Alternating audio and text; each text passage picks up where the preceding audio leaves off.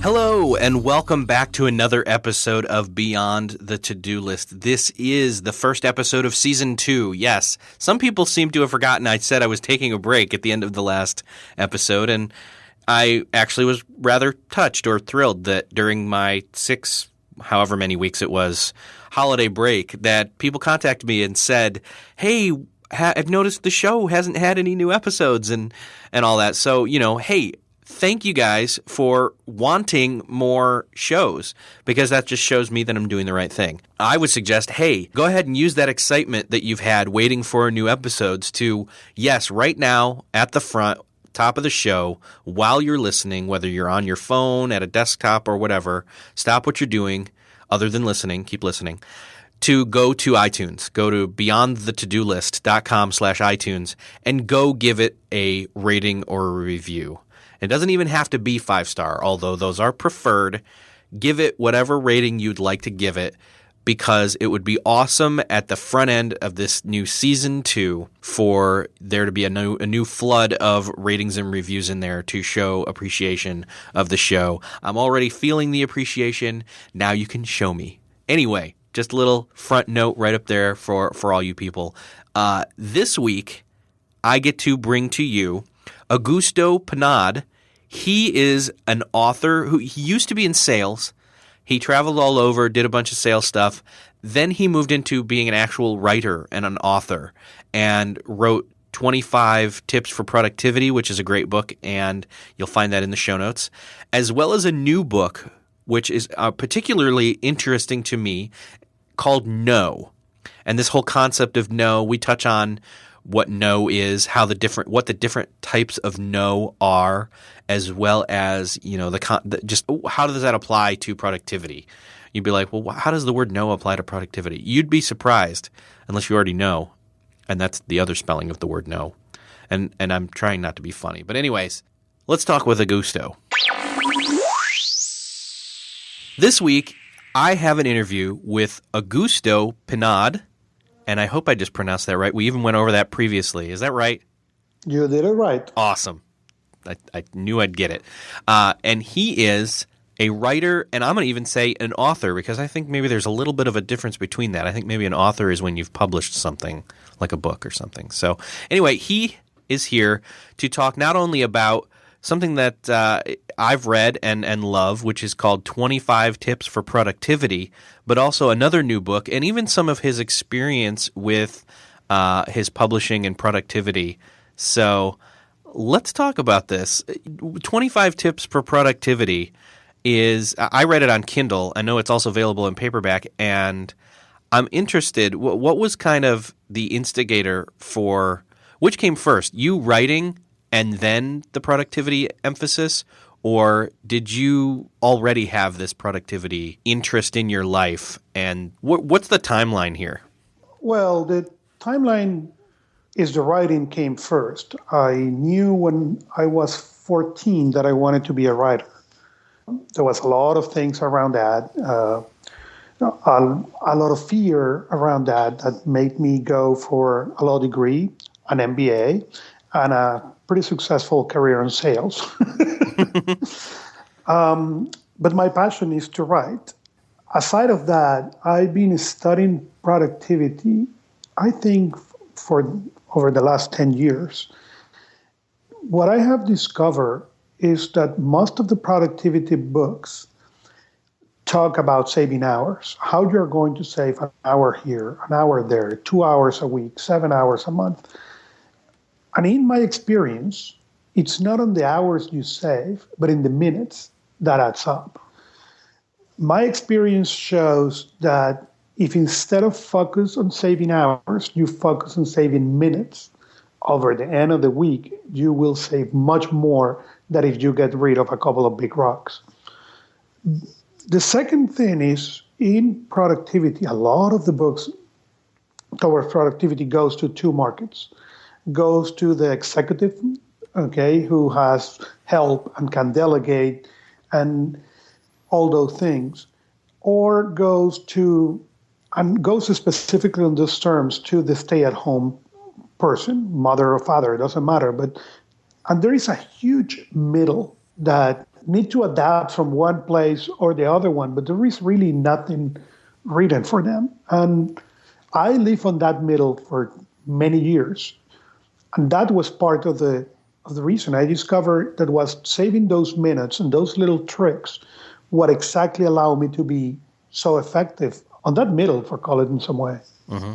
Yeah, and that's true. I mean, and honestly, that's kind of where I try to go with this show is not just, the executive person who's, in middle management or upper management or being managed by people in their day job, but also the flip side of that, the people that are at home or stay-at-home people, whether they're entrepreneurial in their home life or they're stay-at-home family, father or mother or parenting type stuff. But talk to me a little bit more. What's that middle ground? Who is that person? The person in between, it's really almost everybody. The person who can really have all their life managed, okay, or have enough help to be managed, it is really a minority. That is, interestingly enough, the part of the reason the time management is directed to this person is because in many huge organizations, these are the people who will make the decision to hire. I was talking to somebody yesterday. A lot of these books are designed so you can get the other services of the business, so you can get the coaching, so you can get, and there is nothing wrong there, but that's not the reality for most people. Most people don't have a team of staff that they can delegate.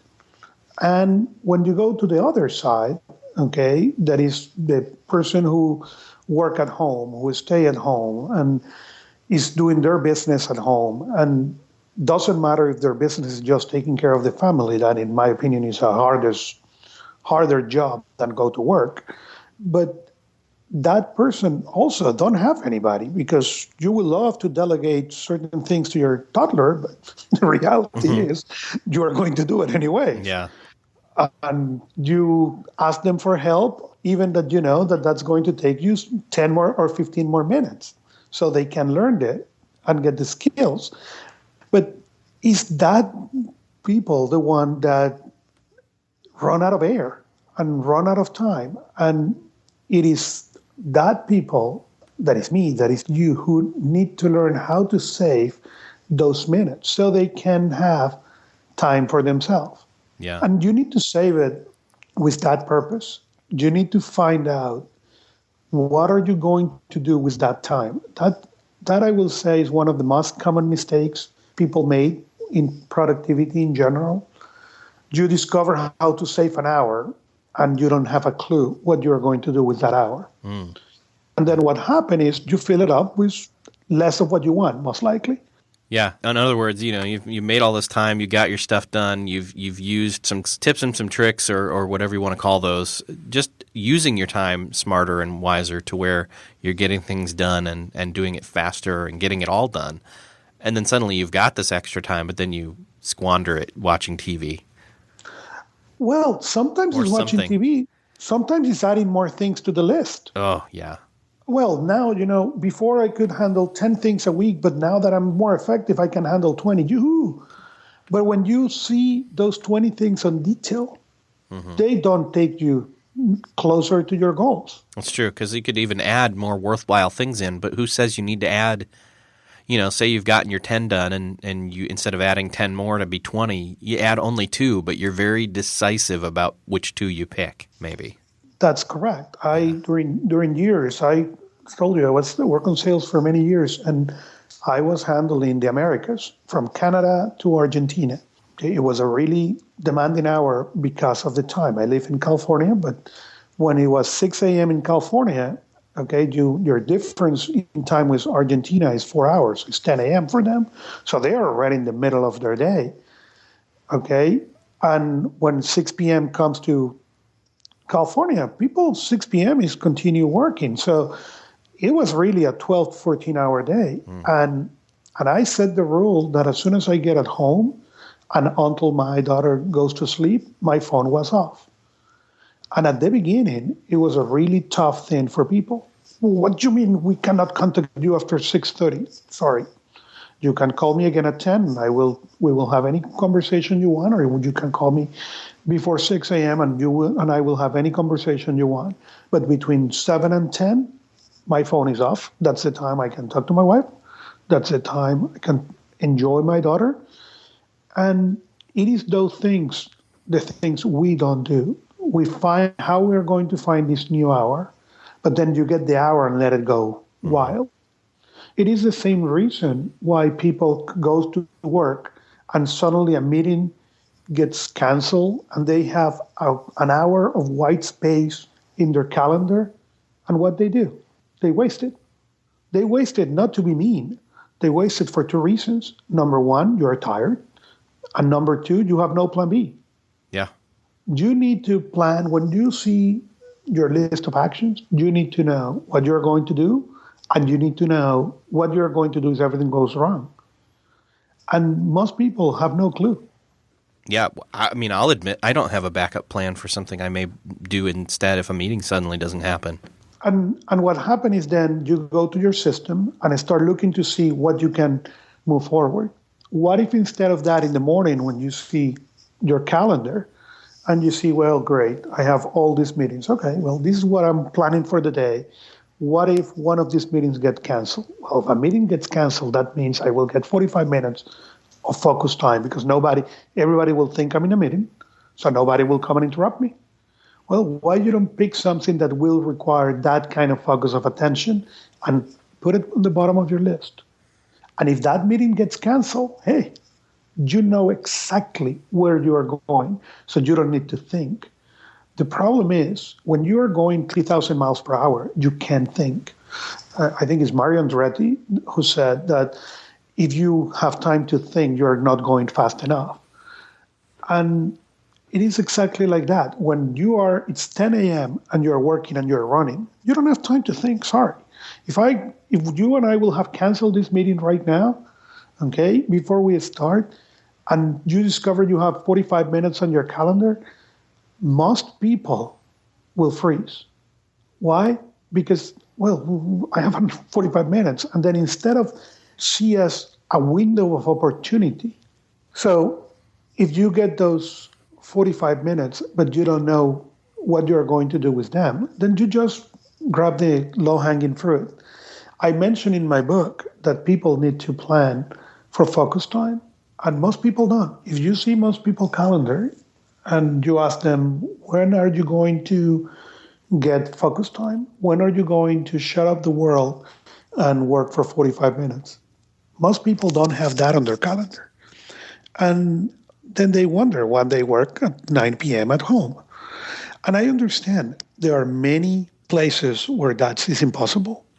But then you need to get creative. I wake up every day at 4 a.m. because I discover that my time to focus, concentration, is between 4:30 and 6:30. And before you wonder, I always thought I was a night owl. I always strive to work at night, but the problem is the next day I was miserable.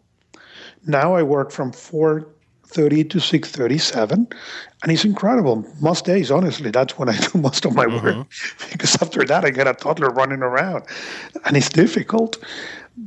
But most people don't plan for that, and then they wonder why they are stressed out. People don't plan for family time, and we don't plan, period. And we think we organize and we have a great list of next actions, but we never go to the next step, that is figure it out. When are you going to spend time taking care of all those things?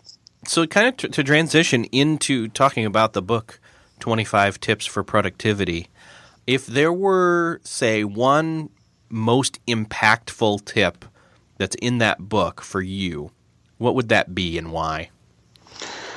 Well, my favorite tip that I don't know if it counts as the most impactful, but my favorite tip is the one that I call the two tails, or the tale of the two browsers. I think it was 2006 when I transitioned to handle the Americas, and I was handling Amazon.com, Tiger Direct, Newegg, NCIX in Canada, and a bunch of accounts in Latin America. What that means is basically 98% of my life was on a browser. I was checking prices, promotions, campaigns. The problem with that was browser was what everybody used to waste time. There was also Facebook, Twitter, the Google Reader, and many other things. And suddenly I noticed that I was getting behind and behind and behind and stressed out and couldn't figure it out why, because I was spending an incredible amount of hours online. So I start looking into patterns. And I think I used at that time a software called, my memory serves, called Rescue Time. And doing Rescue Time, I discovered that I was wasting a lot of time. So I needed a solution. Of course, not going to the internet wasn't an option for the characteristics of the job. So what I did was I download Google Chrome and set up a simple rule. If it's work related, you can only do it in Google Chrome. If it's play, you can do it in Safari. That little trick changed everything. I never said you cannot fool around. I never said you cannot go to Google Reader. I never said you cannot visit forums. I only said if you are going to, you need to do it in Safari. What that allows me to do is when I had Google Chrome, I was working all the time. And if for any reason I see something and open it that wasn't for work, I could immediately get my attention and say, that's fine. Copy the link and go back to Safari.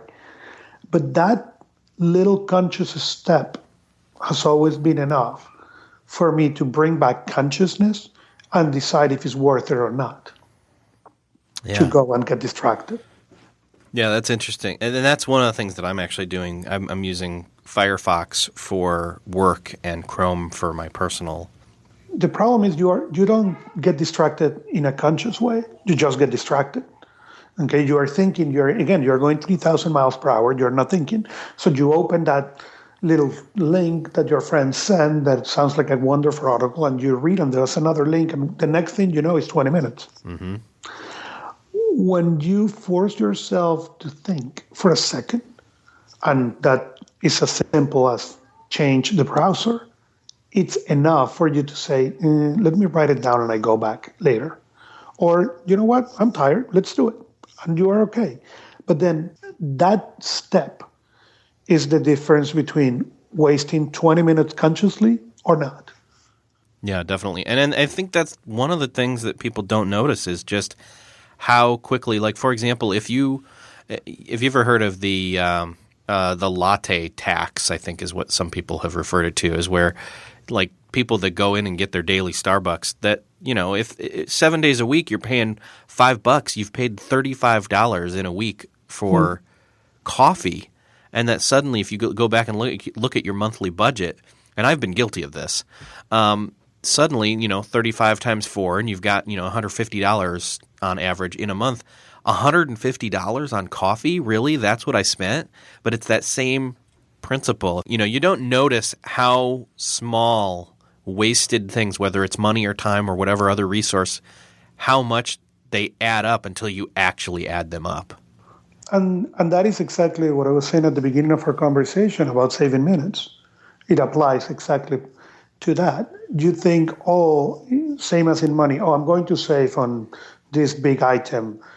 But wait, if you start looking at the smaller items, at the end of the day, you are going to save much, much money than if you looking for one big item. Because you may have one or two big items, but you have maybe 30 or 40 small ones. Yeah. And to be honest, I think this somewhat trails into or transitions into your new book called No. What was the inspiration for this book? What made you think to sit and write this? And I said this in the book. People think that there is one no, and it's absolute, and it's not. There is many no's. I'm able to identify in the book 3 no's that are really important, what I call the no that you should stop using. And that's the no that you said to your family and to your close friends and to the people you love, because they tend to be usually the first people who get no. Can you come to the baseball game? No. Can you go to the ballet recital? No. Why? Because you're saying yes to the people you should stop saying yes most of the time. And Those two no's are everywhere in the literature. Okay. You go to the store or Amazon or Apple, iBooks or Kobo and look for parenting books, and you will find millions of books about that no. Go to the productivity section, and you're going to find many no's on that you say to others in order to be able to accomplish your things. The interesting thing is not many people talk about saying no to yourself. And in my experience, that is really the hardest thing to do. I have said for a long time that people think that time is their biggest asset, and it is not. Your biggest asset is really focus and concentration. If you think about it, we all have the same amount of time. The question is how you are going to use it.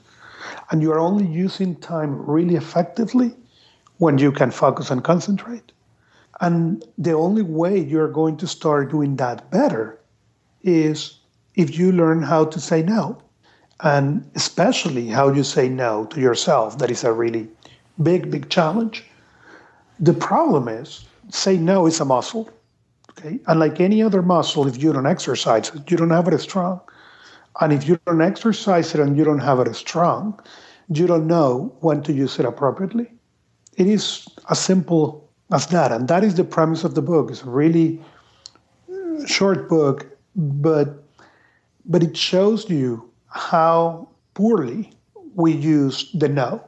At least on the feedback I've been getting from the book, it shows how poorly we use no towards ourselves especially, and therefore towards the people we love and the rest of the world. Yeah, definitely. As I was reading it, it really brought out all the different. I mean, when you're going through the different no's, it's not something I'd actually ever thought about. Like at first, I'm reading it and I'm thinking, oh, this is very much about the principle of the opportunity cost, which boiled down just says you can't say yes to everything. You have to say no to something. Like for right now, like I'm talking to you, I can't be talking to someone else at the same time. Or if I'm saying yes to one thing, then that's filled that time slot, time and space, and I don't have that opportunity again ever. So it's that important that you choose what you're going to spend your time on, or your resources, or et cetera, et cetera. That's what they call in business the opportunity cost. And so as I was reading the book, which is a short read and very – I really enjoyed that. The fact is that you end up reading through it. I read it in under an hour straight through, and realized when I was done I wanted to read it again, and I will read it again. But the point I'm trying to get to is I had not thought about the nuances of the different no's and what those mean in terms of then being able to say when you say those no's and what the opposite yeses can be then for those things. That's quite interesting. And do you know what has been the most common solution in our society? Multitasking. Yes. Yeah, exactly. Multitasking has been proved to be awful in most cases. Yeah. I would say multitasking is almost like saying maybe to everything at once and then doing none of it well. That's correct. That is correct. But that's usually what happens. People then go and multitask. Because, well, I say yes, and now what I'm going to do. And it is hard to exercise your muscle of no, especially because fear is something that is real for the person who is having it. Okay? I can tell you right now that I suffer from vertigo. And you may say, vertigo? I don't know, that's not really real. Well, for me it is. Okay? And when I'm high, it is real. And fear is exactly like that. Doesn't matter what it is. So when you're afraid that people think that you are not capable because you are going to say no, then you tend to say yes to a lot of things that you shouldn't. And as I said, when I begin talking about the book, the problem is you say yes to these people and you say no to everybody else, especially your family and yourself. it is wrong, or I believe it's wrong, and that's the reason you should learn how to handle it. Was there any particular inspiration for this topic and for this? Was it something that just had been on your mind a lot? Why is this book actually? Did you decide to just break out and say, okay, here's a specific principle, and I'm going to write a shorter book focused specifically on that? As I told you, I'm passionate to writing, and there are certain principles in writing that I do not believe. One of them is how long a book should be. Okay, I think the traditional publishing industry said, well, a novella need to be more than 25,000 words, and a novel need to be 50. And if you want to go for a nonfiction book, you need to write at least 80,000 words. That's fine and dandy, and everybody can, or well, I'm guessing many writers can. The problem is, in my opinion, that's an insult to the reader. I love to read. And as a reader, you can tell when the writer just put a chapter because he needed to make 1,000 more words, and when a chapter is there because he really meant it. And that's one thing that I've been fighting since I began writing. I'm not going to go to those rules.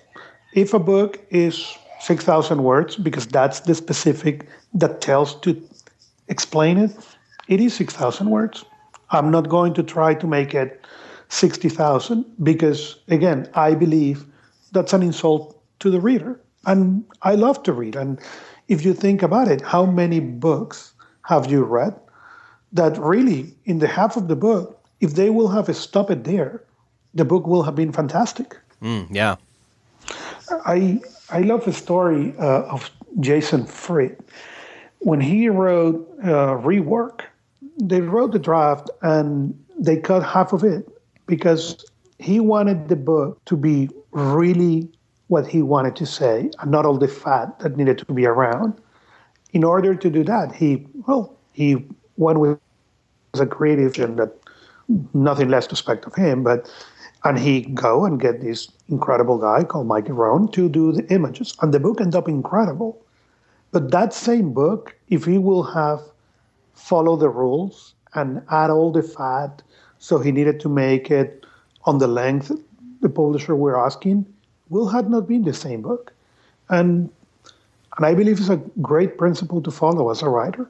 This book, as you said, yeah, you can read it in an hour. It's a book to be read in an hour with a big cup of coffee. Could I have made that book into 200 pages? The answer is yes. Could the book will have been the same if it will have been 200 pages? The answer is no.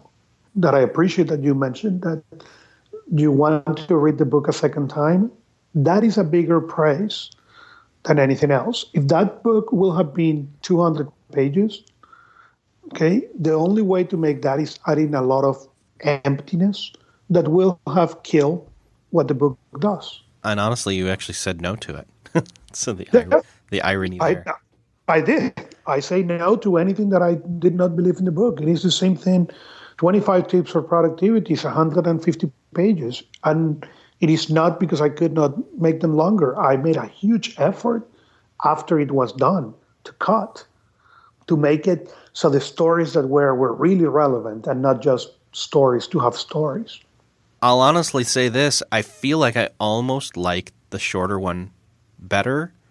I mean, they're both great. I'm just saying that, like, reading No really sparked something in my mind that just said, I wonder if this is some kind of new – I think we're seeing this already, and this is a slight tangent, but I think we're seeing this already, and I'd love to hear maybe your perspective of this is, do you think that, ebooks and, lower pricing and maybe smaller book sizes is now a thing that makes a lot more sense for people to do? You don't have to write, a huge book. I just read and am rereading now a previous interviewee on the show, Andy Traub, is about to launch, or has by the time this is published, Early to Rise, which is a book all about just practicing.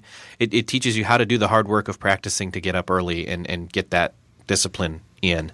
And so it's one simple thing. I mean, that's probably about the same size as No, and it's worth every penny. And so it's one of those things where it's like I would encourage people to get both those books, especially because you can reread them so easily and really get the gist of it the first time and then really soak in and ponder it, the second or third time or so on. So what do you think? I mean, your experience with publishing on Kindle, is that – well, both books are available everywhere, paperback as well as Kindle, Sony, Kobo, Apple.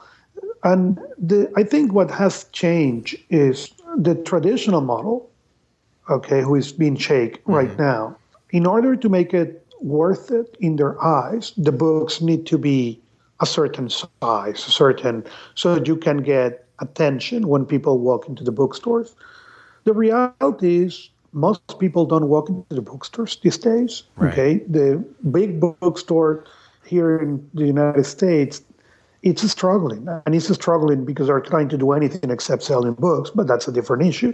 Okay, if you walk today into a Barnes and Nobles, they have more of other stuff that you don't care than books. And we go again back to what you said about multitasking. You're doing a little bit of everything, but you're not doing anything well. And that's a little bit of what's happening with Barnes and Nobles. And I wonder why they don't have yet an espresso machine in every store. So you have available every book in existence. You just need to walk in and print it. And I don't understand why they have not done that. I'm guessing they're waiting to be bankrupt before they do it. But that change of the model, it's exactly what is allowing now writers to take the fat out. Okay, if Andy will have got that book 10 years ago and tried to get it published, they will have looked at that and say, nobody's going to publish that. This takes more time and effort and cost than what you're going to make in money. Bye-bye. And if you think about it, if you go to, again, productivity books, even short books in general, short books has had the hardest time to get published. If you get, for example, The Little Prince. The Little Prince was self-published. Why? Because nobody wanted to publish a book so short. Same thing with many, many, many books in productivity, because if you get a short book, nobody wants to publish that because we need to have an X amount of pages to make it worth. What that forced many people was or to stop writing the book because they were not going to put the fat or put appendix to the thing so you get to the pages count that you need to. And what's happening now, it's writers can go and say, you don't want to publish? Fine. I go Amazon and do it. I go by myself and do it by myself. Tim Ferriss is an excellent example of that. Tim Ferriss went New York bestseller with his first two books, The 4-Hour Week and The 4-Hour Body. And when came the time to write his third book, that is fantastic, he wanted to have images. And the story goes into the traditional publishing house says nobody's going to buy a book with that many images. That's going to be insanely costly to produce. And they say no. And Amazon said, that's a book you want to do, let's go. The book, the printed version, it's almost a coffee table book. The images are gorgeous. But traditional publishing was afraid of a book like that. Yeah. And going back to my comment on Barnes and Nobles, they decide to not get the book. Sorry, you're in the business of selling books. You need to have any book that goes in the market. Yeah. My opinion, at least. Yeah. And that's very interesting. I mean, that's one of those things. So I just am thinking in terms of just the whole idea of, I mean, touching back on, saying no and the opportunity cost idea that authors now that are able to write shorter, more concise books are going to be the ones who rise to the top because these huge or at least, books that have lots of fat where it's like, yeah, you've got one point and you're making it over and over and over in your book. We've all read those kind of books before. It's a book on leadership or productivity or something, and it just keeps hammering the point home all the way through, and that's fine. But, 3 or 4 of those chapters pulled would have made that book just insanely sharp and much more usable in my mind. I've had that happen. So I really appreciated No being so concise, honestly. And if you think about it, it's the same revolution we saw with music in early 2000s. Right. What was before the MP3, what an artist do was an album, and they tried that the songs match with the topic of the album. When you could go and buy one song, the album per se changed, because now you could get the good song or the 2 good songs or the 5 good songs. And the story of how you made an album changed forever. And I think it's exactly the same. Yeah. Now you are going to see in the years to come many more writers doing short books and doing things that are shorter, that are to the point, that really are going to allow you to do exactly what you describe it. Read it once, enjoy it, go again, and soak into the content. And the only reason you're going to do that is because you are getting good content all the way through. Otherwise, all that you're going to get is fat, the book is not going to go. So as we're nearing the end of our time here, I wanted to make sure I ask you this question that I ask everybody, which is, in an ideal world, how do you start your day? I know you already touched on you're getting up at 4 a.m. Can you tell me how, when you wake up, what's your plan for that time? Of course. And before I tell you that, I will say that in order to have the ideal day, you need to plan it. And part of the reason I wake up at 4 in the morning, it's so I have more perfect days than not. In one of those awful days, I had already 2 hours of productive work. Nice. So if the day is awful and the only thing I could get was 2 hours of productive work, well, I'm already ahead of a lot of people. Yeah. But my perfect day starts, as I said, 4 in the morning. I shower, get quick breakfast, and I spend the next 10 minutes in front of a white screen. And I write everything that is on my head. Doesn't matter if it's in my system or not. Everything that I can think goes into that piece of paper or the screen. I do it in the iPad, and I type everything that gets into my head until it gets empty. Doesn't matter if I know it's in the system. Doesn't matter if it's the most important project I have. At the time we were recording this, I'm finishing on the launch of the new book. So, of course, many of the things that came out this morning are related to the book. But doesn't matter. I pull them out. And the reason is that list is where your attention is.